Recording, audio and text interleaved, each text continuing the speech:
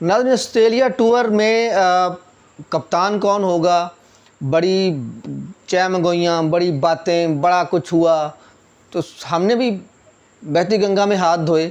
हमें भी खबर मिली थी कि जी फ़खर ज़मान जो है वो कप्तान होगा इसका, ऑस्ट्रेलिया का, लेकिन वो खबर जो थी वो गलत साबित हुई। फ़खर ज़मान कप्तान नहीं, फ़खर ज़मान तो सीरीज़ में भी नहीं बेचारे। फ़खर ज़मान ने कह दिया कि मैं 1 महीने के लिए रेस्ट करूँगा। रेस्ट करने के बाद जो है वो देखेंगे, फ़िटनेस बहाल करूँगा। फ़िटनेस बहाल करने के बाद मैं दोबारा टेस्ट दूँगा, मैं फ़िट होगा तो फिर मैं टीम में आऊँगा।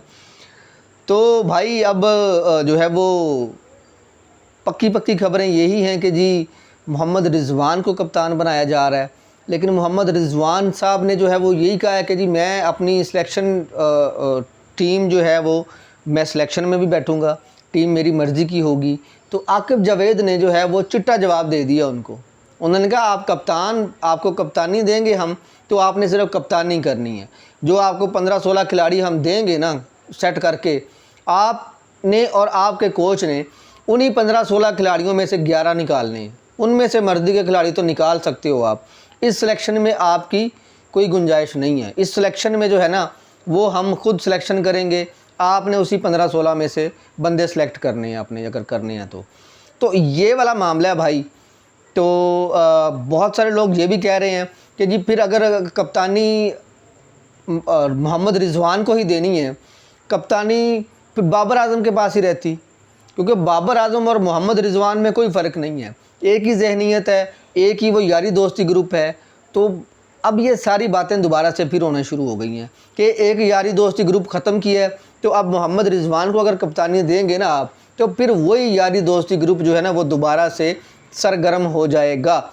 वही कोशिश होगी मोहम्मद रिज़वान की कि मैं बाबर आज़म को खिलाऊं, मैं शाहीन अफरीदी को खिलाऊं, मैं उसी पूरे के पूरे ग्रुप को खिलाऊं, शादाब को खिलाऊं, फलाने को खिलाऊं।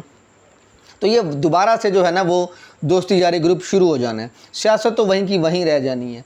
तो तज्ज़िया निगारों का और साबिक़ खिलाड़ियों का ये कहना है, उन्होंने कहा कि जी आपको चाहिए कि कोई नया बंदा लेके आएँ। उन्होंने सलमान अली आगा को भी हो सकता है, और सलमान अली आगा का नाम ज़्यादा ले रहे हैं लोग। वैसे तो शादाब का नाम भी ले रहे हैं, लेकिन ये सारी उम्मीदें जो थी ना ये दम टूट चुकी हुई हैं। सलमान अली आगा का लोग कह रहे हैं कि जी सलमान अली आगा को जो है ना वो आप कप्तान बनाएं। वो यंग ब्लड है, वो आपकी टीम को लेके चलेगा, उसको लंबा चलाएं आप, उसको खिलाएं आप, कप्तानी दें उसको।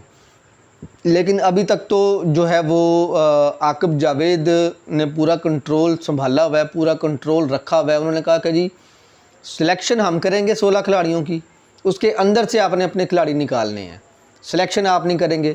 कप्तान की अभी तक तो पूरे के पूरे, क्योंकि पाकिस्तान है भाई, कुछ पता नहीं है। अभी खबर कुछ और है, सुबह आप उठेंगे तो खबर कुछ और होगी। अभी तक तो कप्तान के लिए मोहम्मद रिज़वान ही फेवरेट हैं, बेस्ट समझे जा रहे हैं।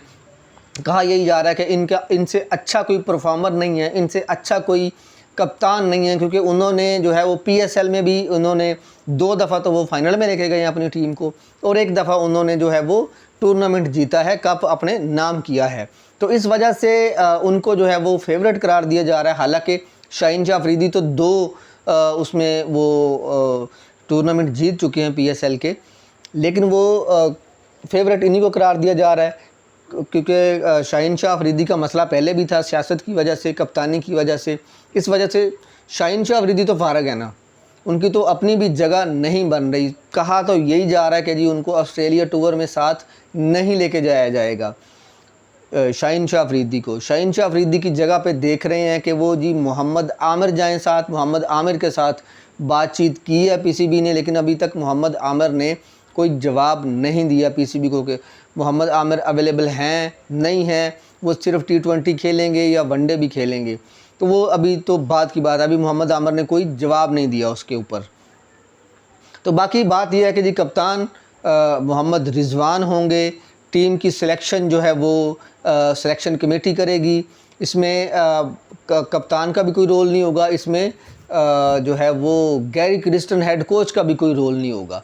पहली दफ़ा ये होगा कि सिर्फ 5 रुकनी सिलेक्शन कमेटी पूरी की पूरी टीम को सिलेक्ट करेगी, जिसमें से 11 खिलाड़ी जो खिलाने हैं वो खिलाएंगे कप्तान और कोच मिल के।